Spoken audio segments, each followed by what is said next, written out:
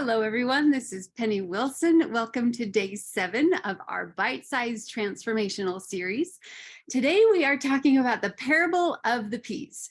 If you have ever felt depressed, if you have ever felt insignificant, this was my solution of being able to work out of that insignificance and to learn the truth of who I really am. So several years ago, as I've mentioned before, I grew a garden so that I could learn the lessons that I needed to learn to transform my mind and my heart into paradigms of scarcity, into paradigms of abundance. And one of my very favorite lessons that I learned was from my peas. During my different years of my attempts to grow peas, I found things that didn't work and things that did work. And there was so many amazing lessons that I was taught as I was learning with these peas. I was taught about support and that peas needed support as they grew up. And then I was taught about searching for truth and how when you harvest the peas, it's a matter of searching diligently to be able to find that green pea pod on the green leaf.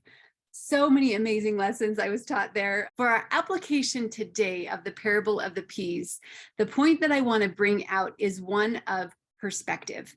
So I was having this amazing conversation last week with this incredible group of people, and we were talking about truth. Is truth relative?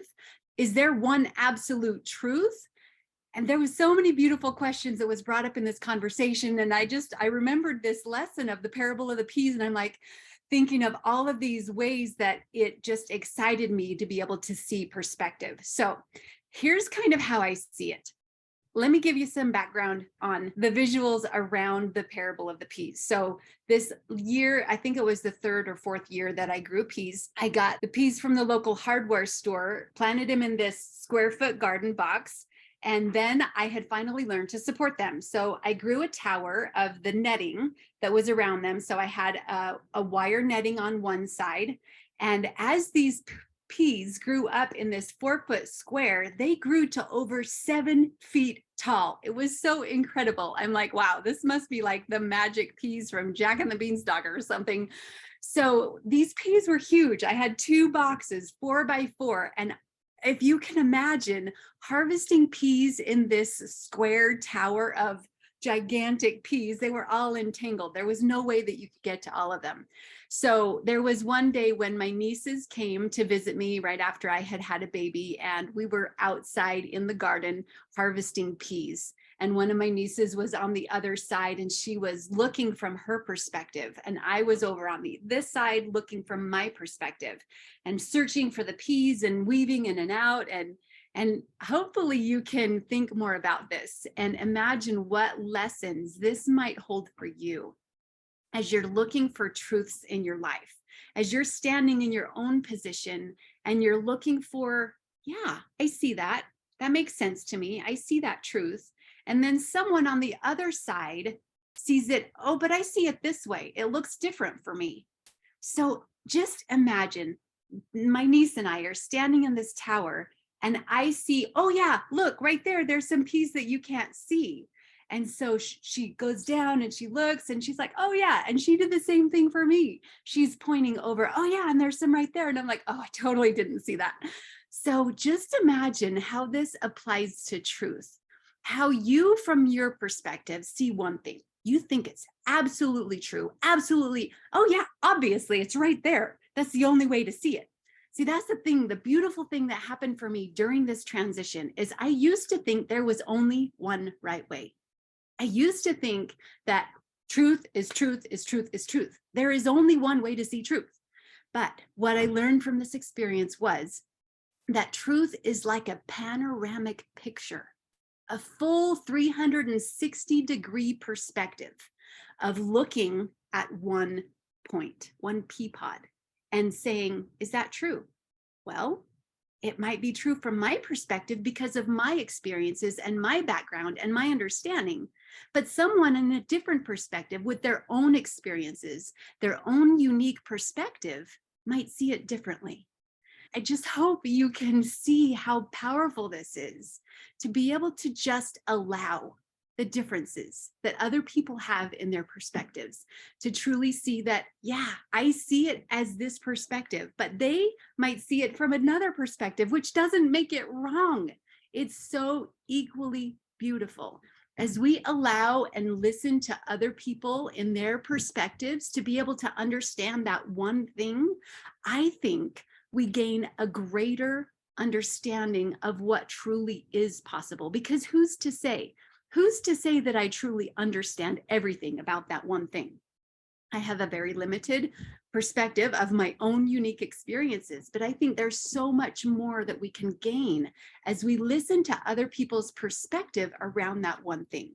And I know it takes courage. I know it takes courage sometimes to listen to another perspective, but there is so much value there, so much value for you to be able to gain a full panoramic picture of truth. So this went on longer than I planned. I hope that you're still with me. How does this help us with depression? How does this help us gain any understanding of who we really are? My downfall in my depression was feeling like I didn't matter, feeling a insignificance, that my life was not fulfilling my purpose. So what I learned in this experience was that my experiences are unique to me. The way that I looked at life before I understood this lesson of the parable of the peas was one of a very narrow focus. I thought that I had to argue to be the one that was right, because my perspective was right, because that's what I saw and that's what I knew for sure. I also saw things as a black and white. Either it is or it isn't. It's good or bad. There is only one or the other. I also was quite judgmental and critical, not of only other people, but of myself, because of this narrow perspective. And I had this need, which is a normal human tendency that gets programmed in all of us unless we intentionally work against it. Remember the river of entropy. I also had the need of being perfect or being seen as perfect. Therefore, I had to wear a mask of what looked like perfection, a mask of what I thought other people were going to see. I believe that's just ego. That's the ego wanting to feel like you're important, wanting to feel like you're seen as important and valuable. But this perspective was something that debilitated me. And I couldn't really listen well to other people because I saw my own perspective so sure and so strong.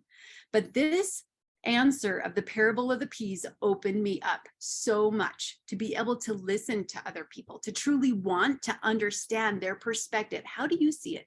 What are your experiences? Why do you feel that way? It's so amazing to be able to experience this transformation of going from this narrow perspective into understanding that there is a panoramic picture of what is possible, of what could be true. So how does this help you go from depression to significance? I heard recently from a good friend of mine that is teaching a program called FLY, that stands for Fulfill Life Yourself. And he said that people that experience depression are people that feel insignificant.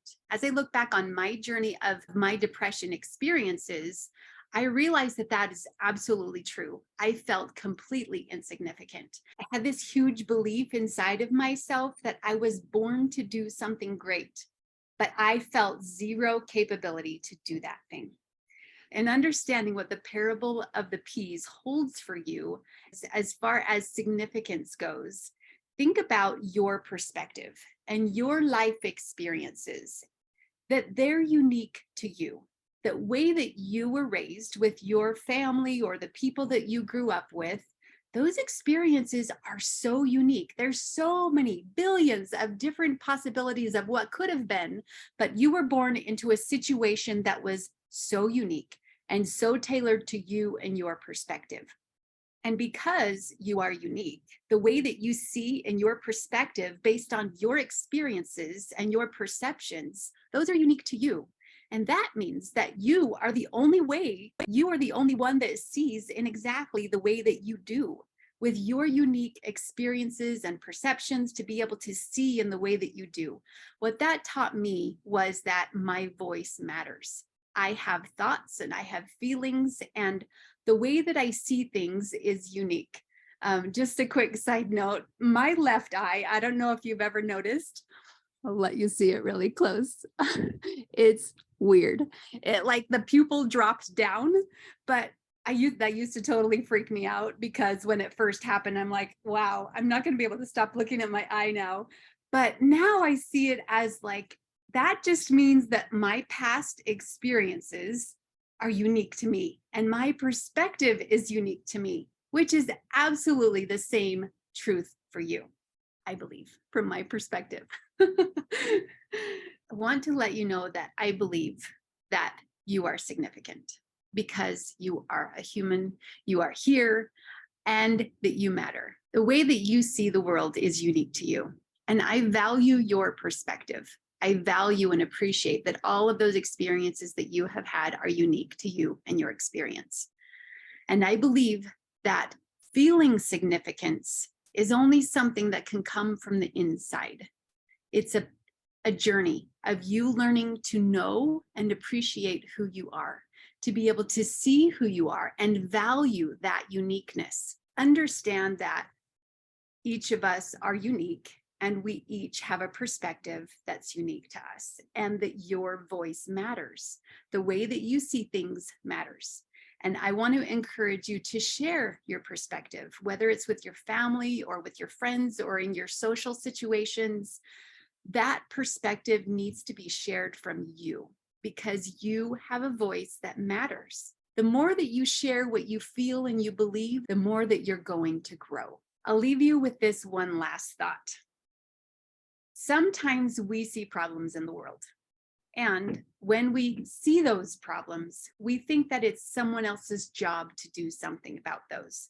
What I learned in my experience is that my perspective is unique to me. The problems that I see in life are unique to my mission and my purpose. I recognize that there's something in the world that I need to do that is a solution to that problem that I see in the world.